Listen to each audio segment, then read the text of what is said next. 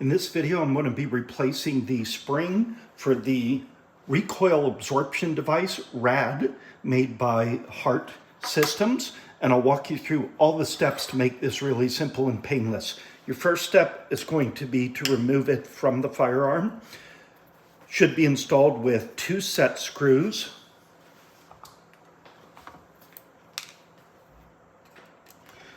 This is the Allen key that came with the RAD. Okay, now that the 2 set screws are out, loosen these approximately 3 turns. And the RAD will now pull out of the firearm stock. Okay, so let's set that aside. I want to change my camera angle a little bit to capture more of what I'm doing here. Okay, if you look at the owner's manual on this, you'll see there's a lot of parts to this. You don't need to worry about too much though. All you're going to do is take an Allen key that fits back here.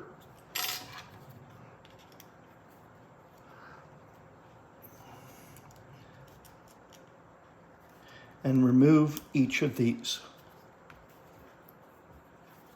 So first I'm going to loosen it. Okay.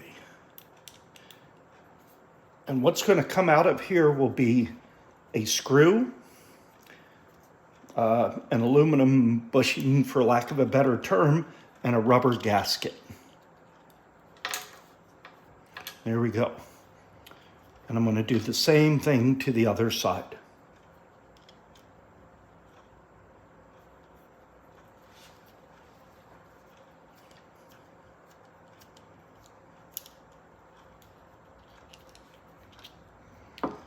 All right, and at that point, this pulls out and the spring drops out.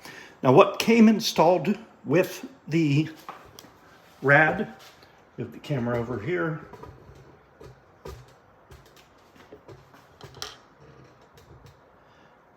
was the .072 spring, which I've already removed from the RAD. I've installed the .055 spring. And I've also made an adjustment to the hydraulic buffer. So before I put anything back together, let me explain the hydraulic buffer. Right now I have a setting of a number I can't see because I don't have glasses on. 4. And I'm going to loosen up the set screw here so that I can turn it. If I go to 0, which is the lightest setting, the hydraulic buffer has very little resistance. If I go to 8, which is maximum, major resistance.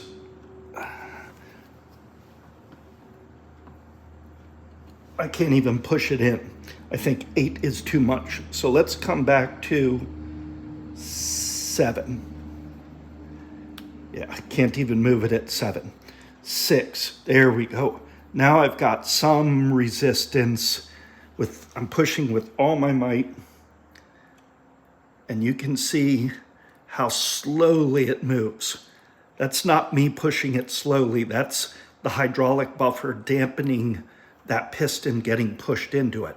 Again, if we go all the way back to 1, look at the difference. Easy peasy. So my gut says probably 4 is a good number for me. Some resistance, not too much resistance. This particular rifle doesn't have a whole lot of recoil. It's rested on a front rest, a rear bag. It's a 7 PRCW caliber. Sure, it's got a little kick, but nothing that's so intense that I need to compensate for it with more absorption. I'm shooting for it to be kind of springy. Okay, so that's all done. We're going to put our spring back in or change it to whatever we want.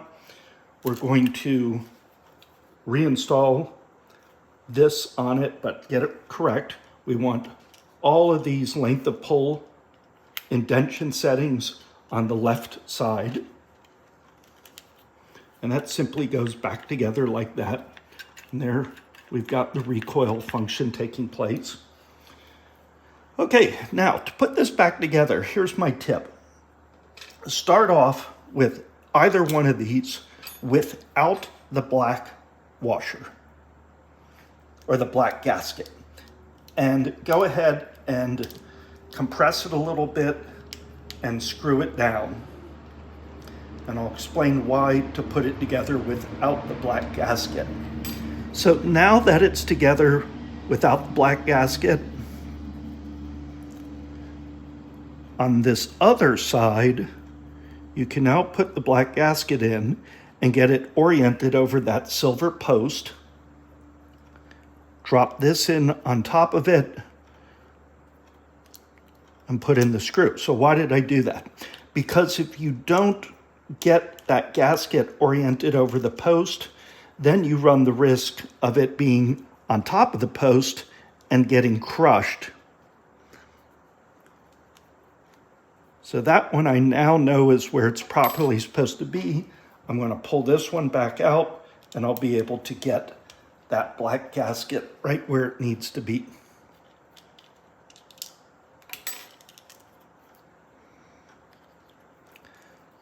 Here we go, centered up nicely.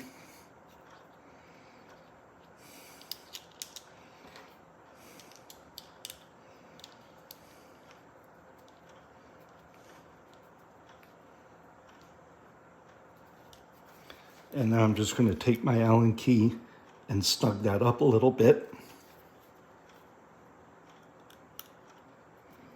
And that's it.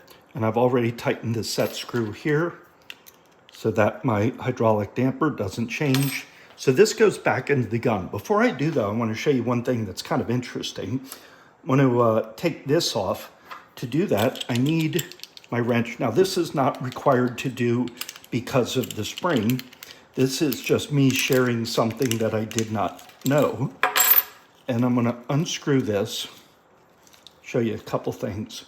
First of all, the back of this is actually almost like 60 grit sandpaper. So it bites into this so that it won't arbitrarily spin around. Next, what it screws into is this off-centered cam, which is what allows you to push it to the left, to the right, up or down.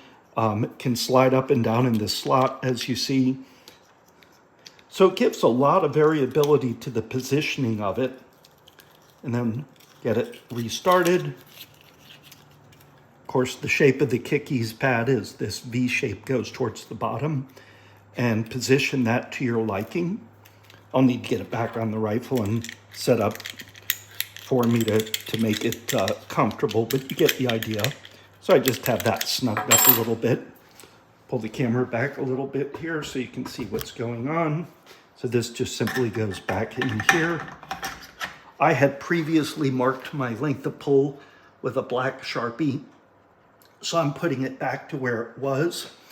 And as I tighten this up, those set screws are pointed that are going to match up with the length of pull adapter. So it just pulls it right into position.